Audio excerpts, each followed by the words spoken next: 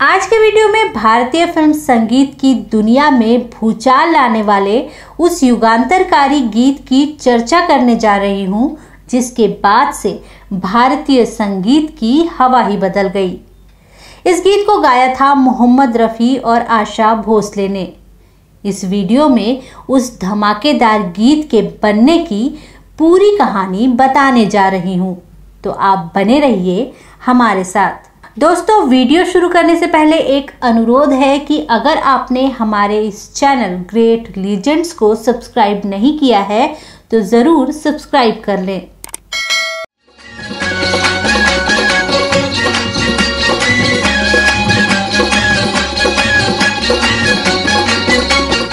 नमस्कार दोस्तों, मैं हूं आपकी दोस्त और होस्ट नीलम शुक्ला देवांगन और आप देख रहे हैं भारतीय सिनेमा के स्वर्ण युग के सुरीले गीतों, क्लासिक फिल्मों और महान हस्तियों से जुड़ी जानी अनजानी और अनकही जानकारियां देने वाला चैनल ग्रेट लीजेंड्स।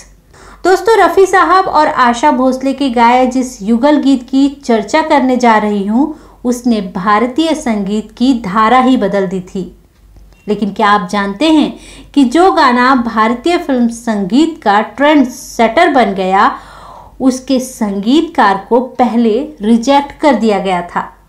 इस वीडियो में मैं आपको बताऊंगी कि कैसे ये गाना बना और कैसे उस गाने ने फिल्म संगीत के भविष्य को बदल कर रख दिया और कैसे फ्लॉप हो चुके संगीतकार को इस गाने ने 7वें आसमान पर पहुंचा दिया। तो सबसे पहले आप सुनिए उस गीत की एक झलक। ओ हसीना जुल्फों वाले जाने जहां। हाँ दोस्तों, यही वो गीत था फिल्म तीसरी मंजिल का और इसी गीत ने हिंदी सिने म्यूजिक इंडस्ट्री में तहलका मचाकर नए नए संगीतकार पंचम दा को रातों रात तीसरी मंजिल पर नहीं बल्कि 7वें आसमान पर पहुंचा दिया था। इस फिल्म के अलग से तेज और रॉकिंग म्यूजिक ने दर्शकों और श्रोताओं के मिजाज को ही बदल दिया।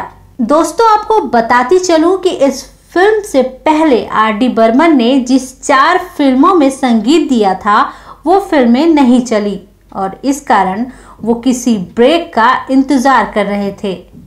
दरअसल वो ना तो इस फिल्म तीसरी मंजिल के निर्माता नासिर की और ना ही फिल्म के मुख्य एक्टर शम्मी कपूर की पसंद थे।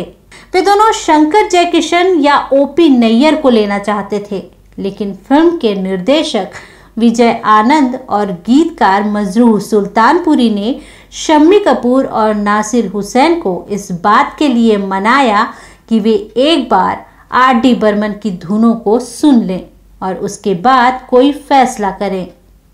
जब नासिर साहब के घर पर सिटिंग हुई तब पंचम दा इस फिल्म के लिए 6 धुनें तैयार करके लाए थे और उन्हें पक्का यकीन था कि उनकी ये धुनें पसंद कर ली जाएंगी। लेकिन जैसे ही आर.डी. बर्मन ने दीवाना मुझसा नहीं इस अंबर के नीचे, दीवाना मुझसे नहीं, आगे है कातिल मेरा और मैं पीछे पीछे गाने की धुन सुनाई, तो उसे सुनते हुए शम्मी कपूर जी ने इसी ट्यून पर बने नेपाली गाने को बोलो समेत ही पूरा सुना दिया। इस अंबर के नीचे। And I finished that tune. दोस्तारा मत्तर होइना जन पानी का सही देओ ना। शम्मी कपूर ने इस नेपाली गीत को सुनाने के बाद पंचम दा को थोड़ी देर के लिए बालकनी में जाने को कहा। जब पंचम दा वहां से बालकनी में चले गए तो शम्मी कपूर ने नासिर हुसैन से कहा, no no Nasir, he can't work. Nasir साहब ने रिक्वेस्ट करते हुए कहा, कुछ और भी सुन ले, फिर जैसा आप कहेंगे वैसा ही करेंगे। उधर सोच में डूबे पंचम दा ने तब तक एक सिगरेट खींच ली थी और सोचा, मैं अब इन्हें कुछ और ऐसा सुनाऊंगा जो इन्होंने कभी सुना ही नहीं होगा। बालकनी से पंचम दा अंदर आए और वहां बैठे म्यूजिशियनों के पास जाकर फुसफुसाया और अगली ट्यून बजाने को कहा।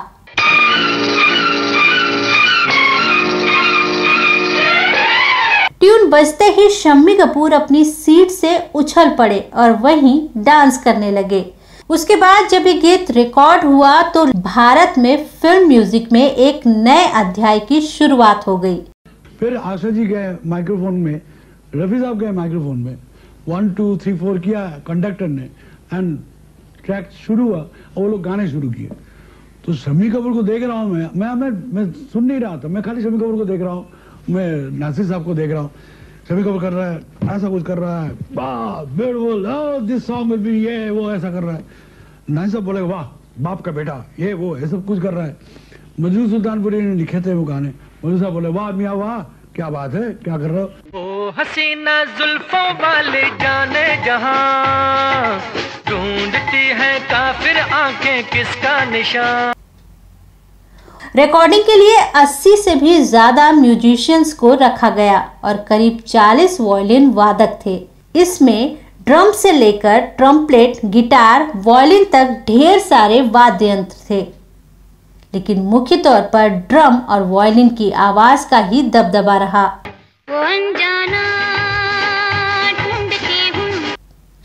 इसके अलावा छुरी, कांटों और चम्मचों की आवाज का भी प्रयोग किया गया था।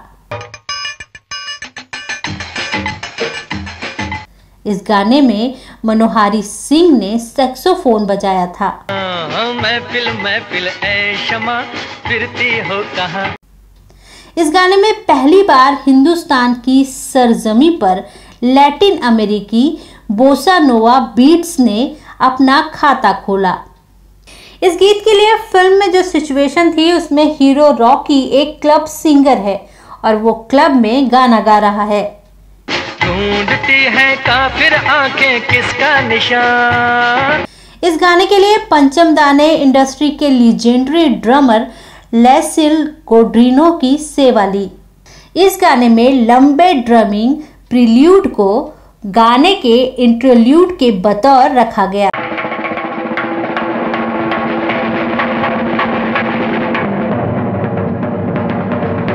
इस वीडियो में बस इतना ही। दोस्तों, कॉपीराइट कानूनों के कारण हम आपको पूरा गीत नहीं सुना सकते। आप इस गाने को YouTube पर पूरा सुन सकते हैं।